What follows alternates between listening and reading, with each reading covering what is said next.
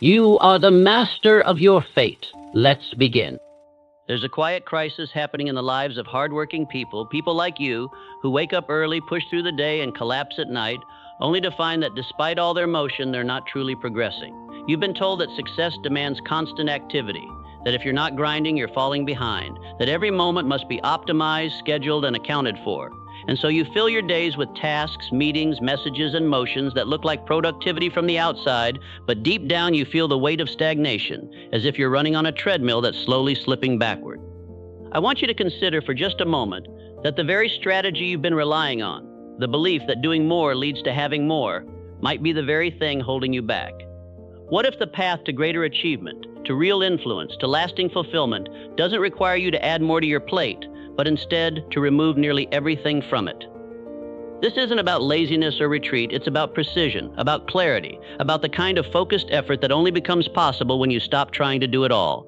In this conversation, I'm going to walk you through a principle I've seen transform the lives of the most successful minds I've studied.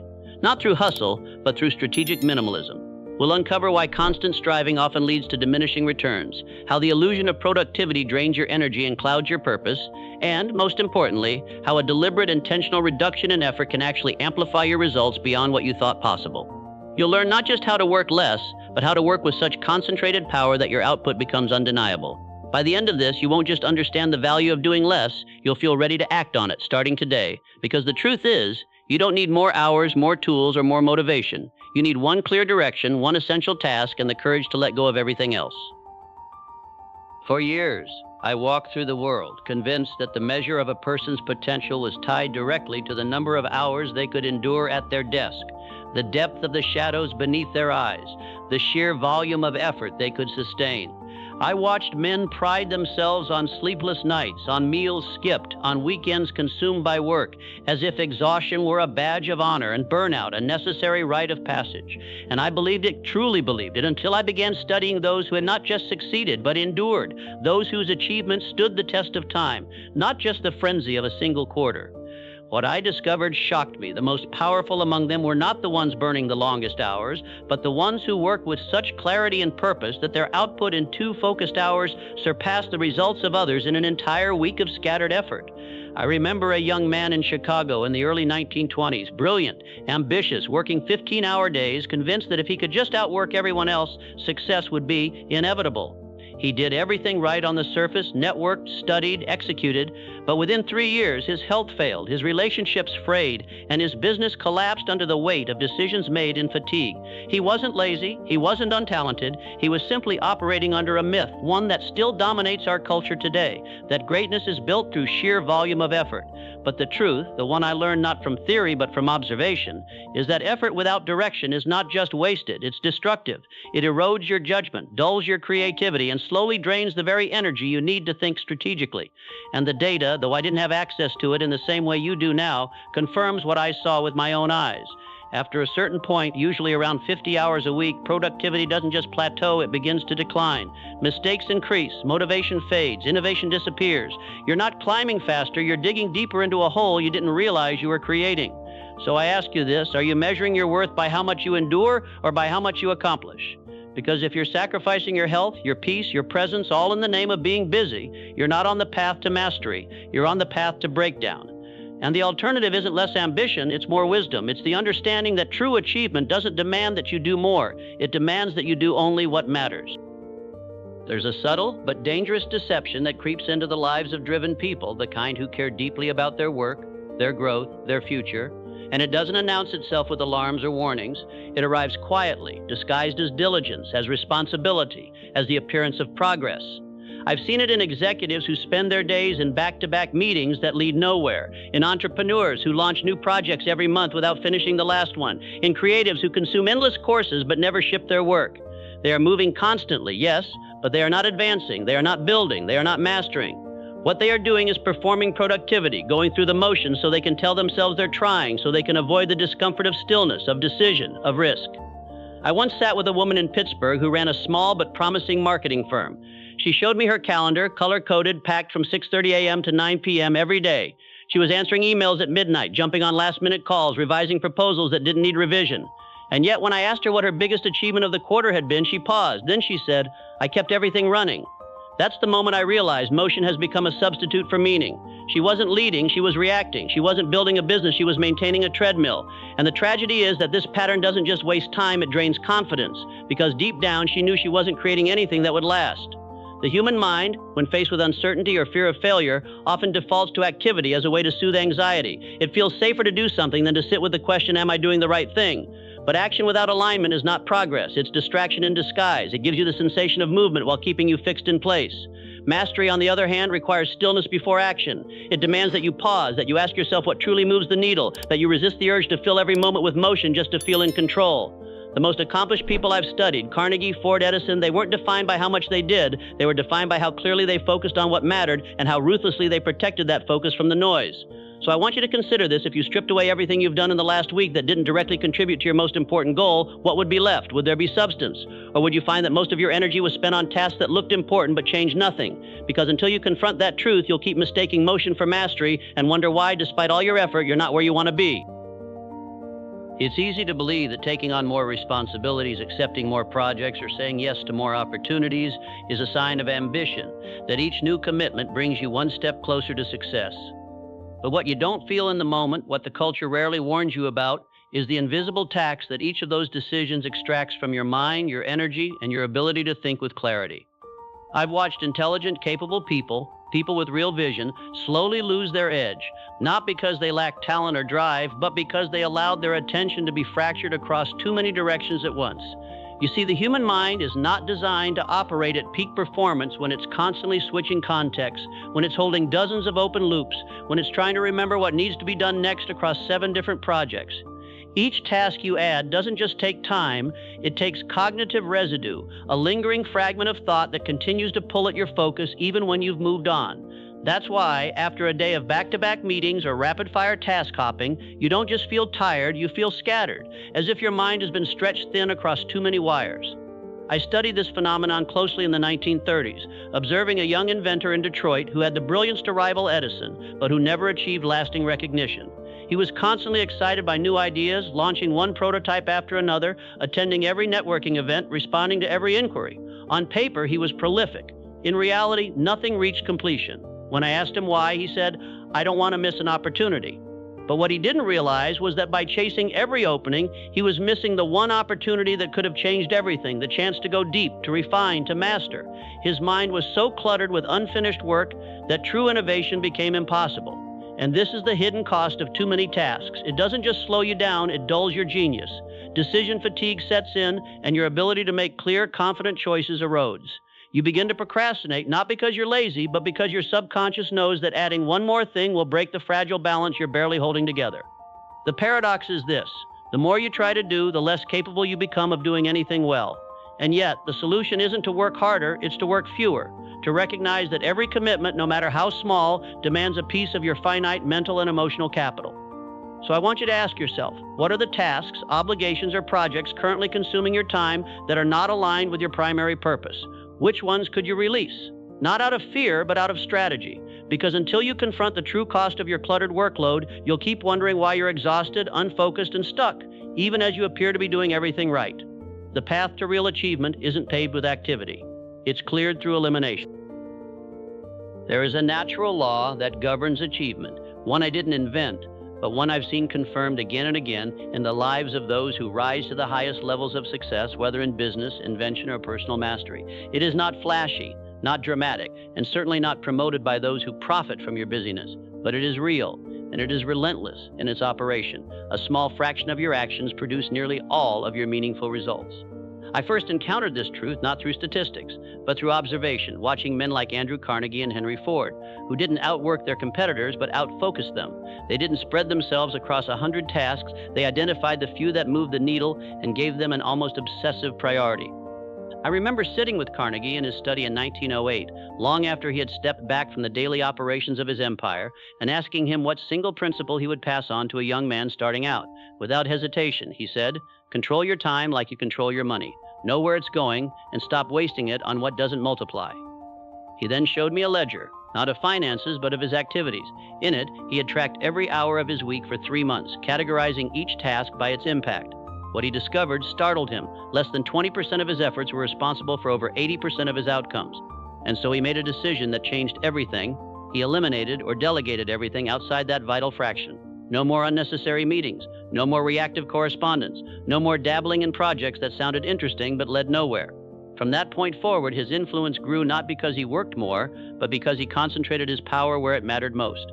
This is not a theory. It is a pattern woven into the fabric of human achievement. Think of the writer whose single book earns more than all his articles combined, the entrepreneur whose one product generates 90% of revenue, the salesperson who closes 80% of her deals from just a handful of key relationships, the energy you spend on the remaining 80% of tasks, the emails, the revisions, the minor fixes, the obligations you took on out of habit or guilt does not add up. It dilutes, it spreads your attention so thin that even your best efforts lose their force. And yet most people never audit their activity. They assume everything on their list is necessary, when in truth, much of it is merely familiar. So I want you to do something simple but profound. Take an honest look at your last week. List every task you completed. Then ask yourself, which 2 or 3 of these actually moved me closer to my goal? Which ones created real value, financial, emotional, or strategic? Chances are, you'll find that a small cluster of actions did the heavy lifting, while the rest merely filled time. That is your signal. That is your leverage. And once you see it clearly, you can no longer justify continuing the rest. The path to greater achievement isn't about adding more to your day, it's about having the courage to stop doing everything that isn't part of your 20%, because when you focus your full presence on the few things that matter, you don't just get more done, you begin to operate at a level of power most people only dream of. Most people carry a quiet fear beneath their ambition, the fear that if they stop doing something, even something small, they will lose ground, be forgotten, or fall out of rhythm with the pace of success. This fear masquerades as responsibility, as loyalty, as diligence, but it is none of those things. It is hesitation, dressed as virtue, and it is the single greatest obstacle to true progress. I've seen brilliant minds cling to failing projects long after they should have let go, not because they believed in them, but because ending something felt like defeat. I've watched leaders maintain outdated systems, keep unproductive relationships, and continue routines that drain them, all because they couldn't bring themselves to make the cut. But let me tell you what I learned from men like Rockefeller and Ford. The most powerful decisions they ever made were not the ones to start something new, but the ones to stop something old. Ford didn't build the Model T by adding more models to his lineup. He did it by shutting down nearly every other car he was producing. He eliminated variety to master simplicity. He didn't fear the loss of options. He embraced the power of singularity. And Rockefeller, when he consolidated his oil empire, he didn't grow by acquiring every opportunity that came his way. He grew by focusing on the most efficient refineries, the most profitable routes, the highest yield operations, and cutting the rest without sentiment. There was no shame in it, no retreat. It was strategy in its purest form. Yet for many of you, the idea of cutting anything, a project, a habit, a commitment, feels uncomfortable, even dangerous. You worry, what if I need it later? What if people think I'm giving up? What if I'm wrong? But here is the truth no one tells you. Every act of elimination is not a loss, but a redirection of energy. When you stop doing something, you don't vanish into inactivity. You free up time, focus, and willpower that can now be applied to what truly matters. The sculptor does not destroy the marble when he chips away the excess. He reveals the statue hidden within. In the same way, when you cut what is unnecessary, you are not diminishing yourself, you are uncovering your potential. The real risk is not in stopping too soon, it is in continuing too long out of habit, out of guilt, out of fear of looking like you failed. But I tell you this, the man who has the courage to end what no longer serves him is not weak. He is wise. He understands that greatness is not measured by how much you accumulate, but by how clearly you choose. So I ask you, what is it that you've been carrying that you know deep down should be released? Not because it's easy, but because it's necessary, not to escape effort, but to concentrate it, because until you make that cut, until you have the courage to let go of the weight that's holding you back, you will keep moving, but never advancing. And the world doesn't need more motion, it needs more mastery. And mastery begins the moment you decide to stop doing what doesn't matter. There is a common misunderstanding about what it means to simplify, to reduce, to focus. Many assume it's a retreat from ambition, a surrender to comfort, or an excuse for inaction. But what I'm speaking of is not passivity.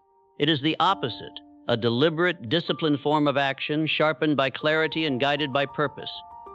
I call it strategic minimalism, way of working and living that does not value busyness, but impact that does not measure progress by volume, but by significance. It is the conscious decision to stop spreading yourself across a dozen directions and instead pour your full energy into the 1 or 2 efforts that have the power to change everything.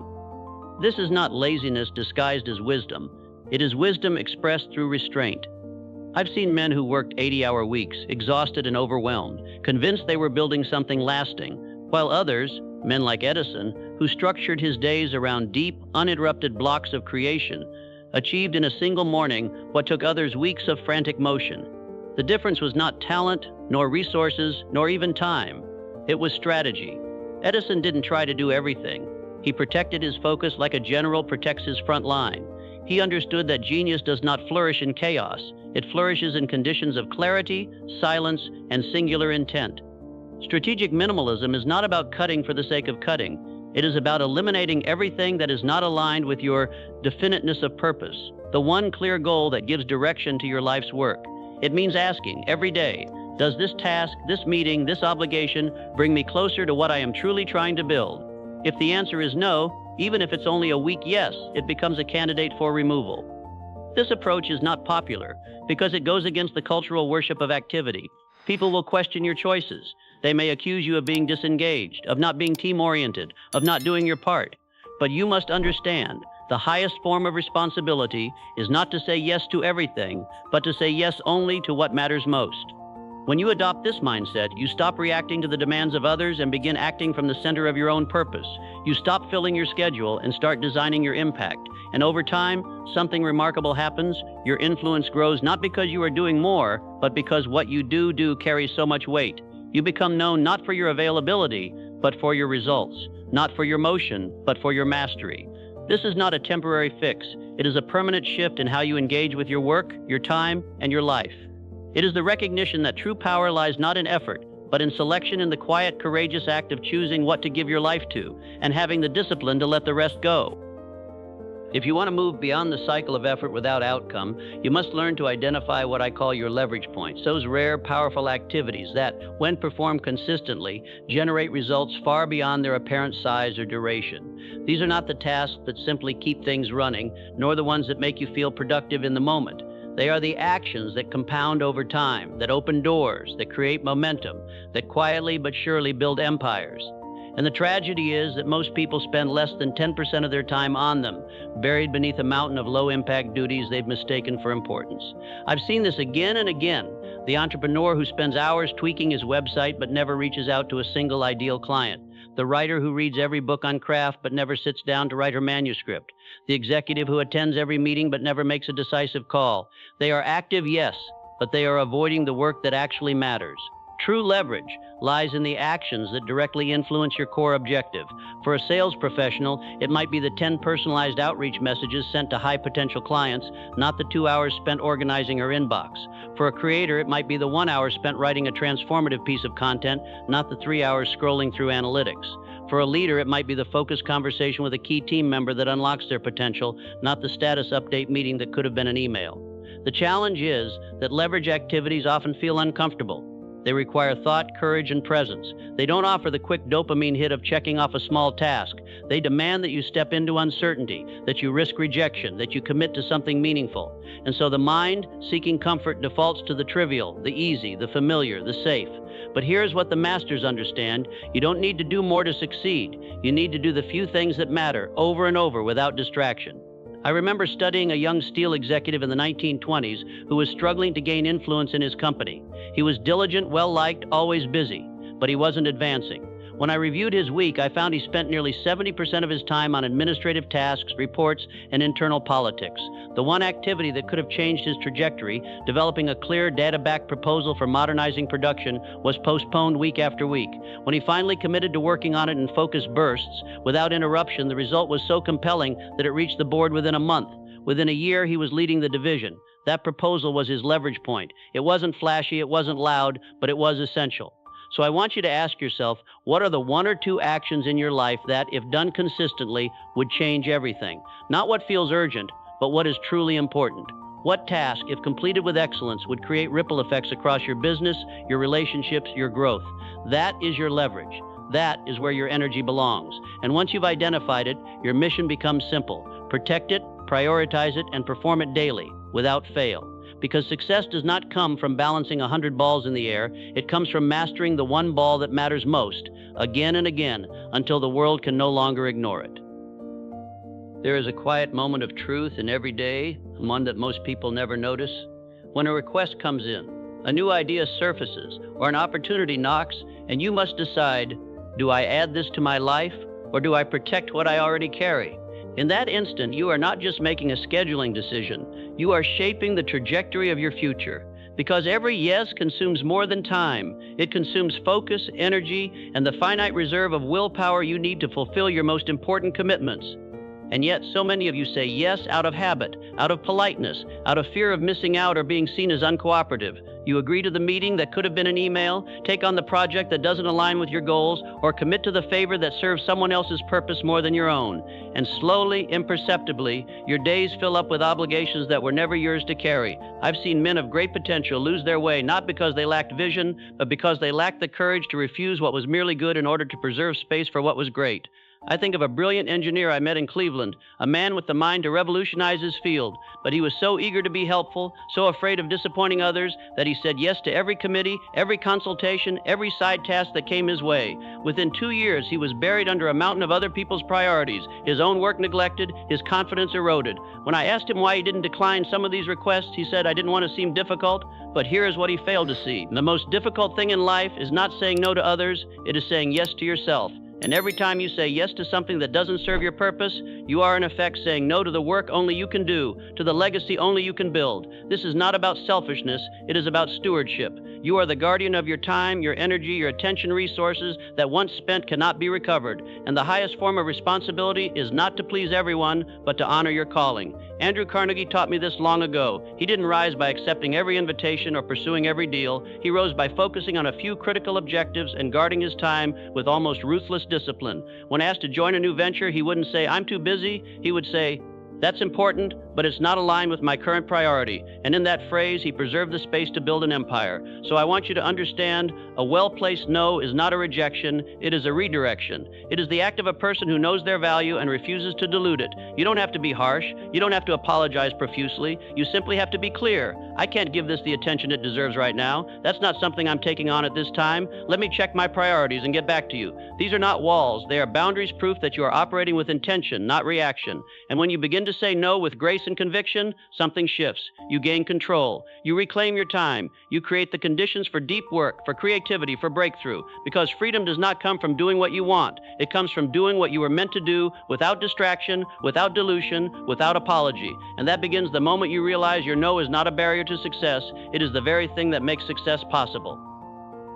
You cannot achieve focus in chaos, no matter how strong your willpower or how noble your intentions. The environment you work within, your schedule, your workspace, your daily rhythms, either supports your highest purpose or silently undermines it.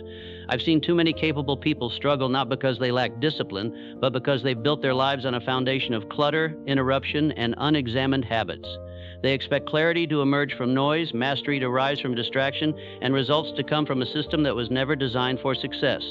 But the truth is, if you want to operate at a higher level, you must design a workflow that reflects your priorities, not your impulses.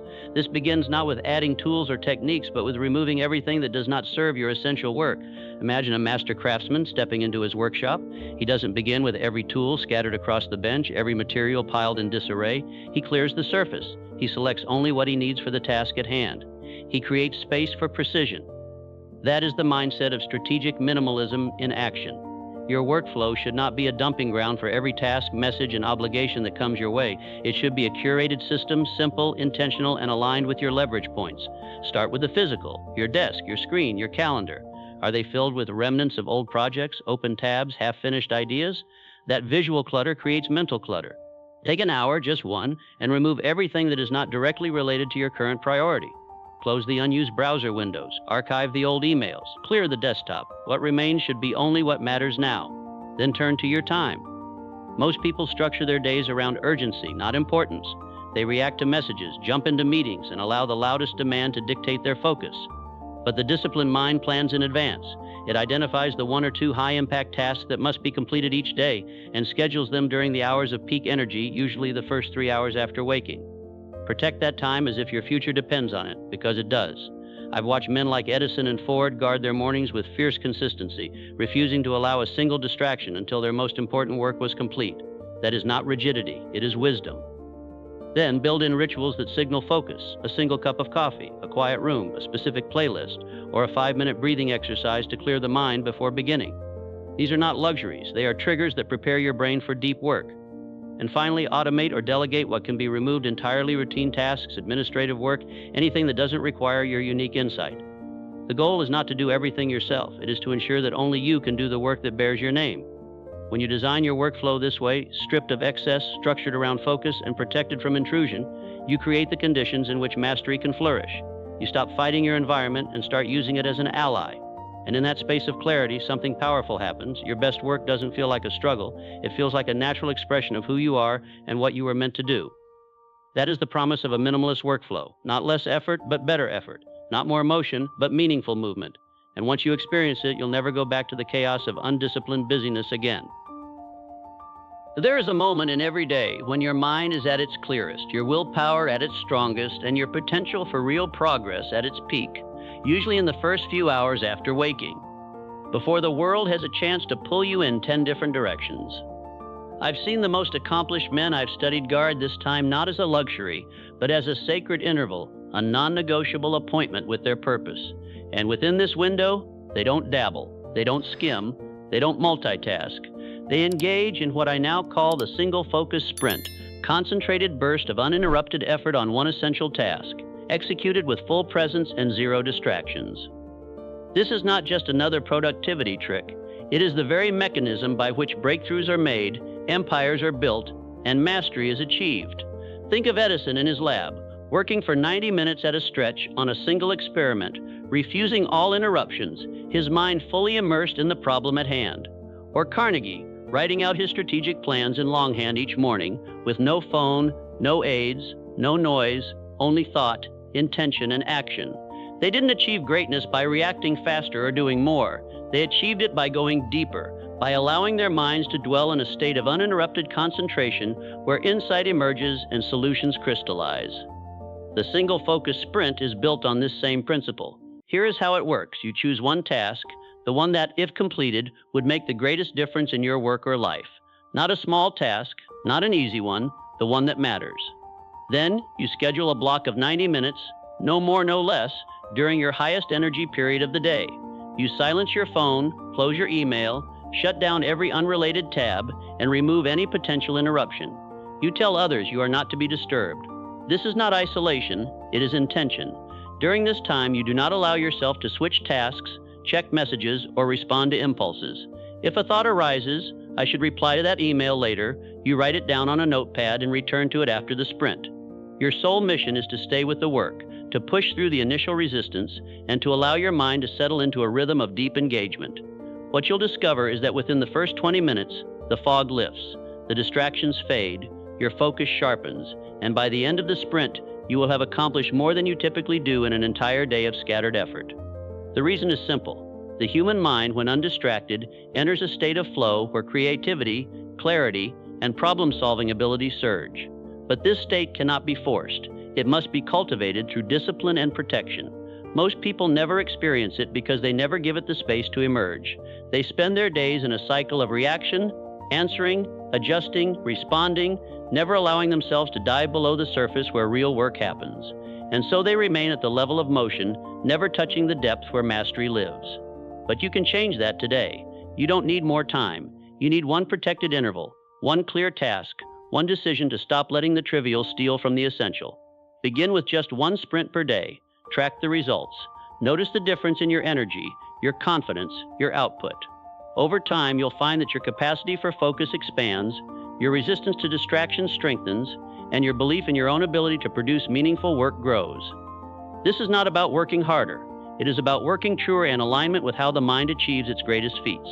And once you've tasted the power of a single, undistracted sprint, you'll no longer settle for anything less, because you'll know in your bones that this focused, deliberate, uninterrupted effort is where your legacy is built, one deep hour at a time. For too long, we've been conditioned to believe that success is a function of volume, that the more we cross off, the more meetings we attend, the busier we appear, the closer we must be to achievement. We wear exhaustion like a medal, fill our calendars like trophies, and equate motion with progress. But I want you to consider a different standard, one I've seen upheld by every truly influential person I've studied. Success is not what you do, but what you set into motion. It is not the number of hours logged, but the depth of the change you create. The men who built enduring legacies, Ford, Carnegie, Edison, were not known for their activity. They were known for their impact. They didn't measure their worth by how full their days were, but by how powerfully their work reshaped the world around them. And yet, most of you still operate under the old broken metric. Did I get everything done? Did I respond to every message? Did I stay on top of things? But these are the questions of a clerk, not a leader. A master does not ask, how much did I do? He asks, what did I move forward? What problem did I solve? What value did I create that didn't exist yesterday? I once worked with a young executive in New York who prided himself on his efficiency, clearing 80 emails a day, attending every strategy call, leading multiple task forces. On paper, he was indispensable. In reality, his team felt directionless. His projects lacked momentum and his influence was fading. When I asked him to track not his output but his impact over a week, he was stunned. Out of 47 tasks completed, only 2 had meaningfully advanced his department's goals. The rest were maintenance, repetition, reaction. That realization changed everything. He began shifting his focus from completion to consequence. He started asking before each task, if I do this, will anything truly change? And slowly his role transformed. He stopped chasing visibility and started creating value. Within 6 months, he was leading a breakthrough initiative that reshaped the company's approach to innovation. The shift was not in his effort, it was in his metric. When you redefine success, not as busyness, but as forward motion on what matters, your entire relationship with work changes. You no longer feel compelled to fill every moment. You no longer fear silence or stillness. Instead, you begin to protect the space where insight grows, where decisions gain weight, where actions carry consequence. You stop celebrating the illusion of productivity and start honoring the reality of contribution. And this changes not only what you do, but who you become. You become someone who doesn't need to prove their worth through constant activity because their results speak too loudly to be ignored. You become a person of weight, not noise, of depth, not speed. The world doesn't need more people who are always on. It needs more people who are fully present, who show up not to check boxes, but to move mountains. So I ask you at the end of each day, what standard are you using to judge your progress? Are you proud because you were busy or because you were effective? Because one measure will keep you trapped in the cycle of exhaustion, while the other will carry you steadily and surely toward a life of true significance. And the choice, like every great decision, is yours to make.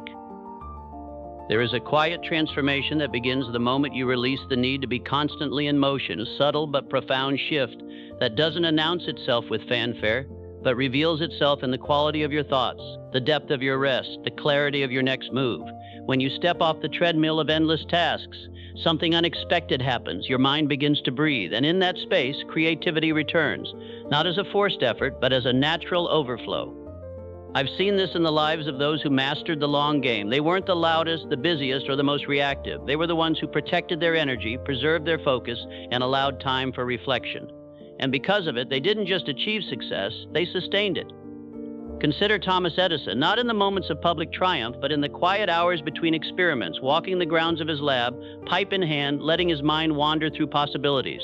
That is where true innovation was born, not in frenzy, but in fertile stillness.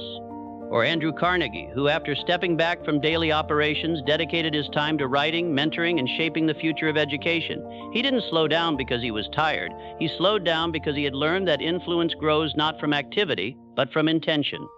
When you stop exhausting yourself with unnecessary effort, you reclaim 3 essential forces: creativity, energy, and freedom. Creativity does not thrive in clutter. It emerges when the mind is unburdened, when it has room to make unexpected connections, to see patterns others miss, to imagine what has not yet been built. Energy is not infinite. It is a finite resource that must be conserved and directed.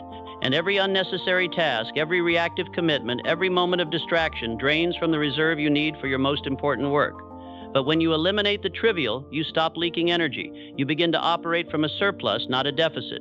And freedom, real freedom, is not the ability to do whatever you want. It is the ability to do what matters without apology, without interruption, without guilt.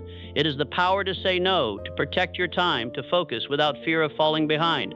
This is the gift of strategic minimalism. It doesn't just make you more productive. It makes you more alive in your work. You begin to feel a sense of ownership, of purpose, of momentum that no amount of busyness could ever provide. You sleep better, think clearer, decide faster. You stop dreading the day and start leaning into it. And over time, your influence expands not because you're doing more, but because what you do carries such weight that it cannot be ignored. The long game belongs to those who understand that greatness is not a sprint fueled by burnout, but a steady climb sustained by focus, clarity, and the courage to do only what matters. So don't ask yourself how much you can endure. Ask yourself how deeply you can contribute, because the world doesn't remember those who are busiest. It remembers those who are brilliant, and brilliance only flourishes when you give it the space to grow. You now hold a truth that most people spend their lives avoiding, that the path to real achievement does not run through endless effort, but through deliberate choice. You don't need to add more to your days to accomplish more. You need to remove what is unnecessary so that what is essential can finally breathe.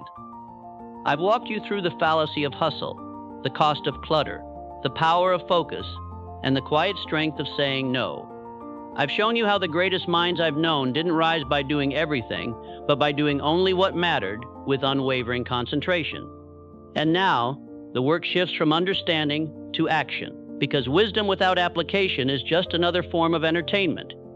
You've seen the pattern. You've felt the contrast between motion and mastery. You know deep in your bones that continuing as you have been will only lead you further down the same worn path, one of fatigue, frustration, and unfulfilled potential. But there is another way, a simpler way, a more powerful way, and it begins not with a grand gesture, but with a single decision to stop protecting your busyness and start protecting your purpose. The world doesn't need your availability, it needs your insight. It doesn't need your reactivity, it needs your resolve. And it will not reward you for how much you endure, but for how clearly you focus, how deeply you create, and how courageously you eliminate what no longer serves your highest aim. So don't wait for permission, don't wait for the perfect moment. That moment will never come. Instead, begin today by cutting one task, protecting 1 hour, saying no to one distraction. Let that small act be the first ripple in a wave of transformation. Because mastery is not built in years, it is built in moments of clarity, of courage, of choice.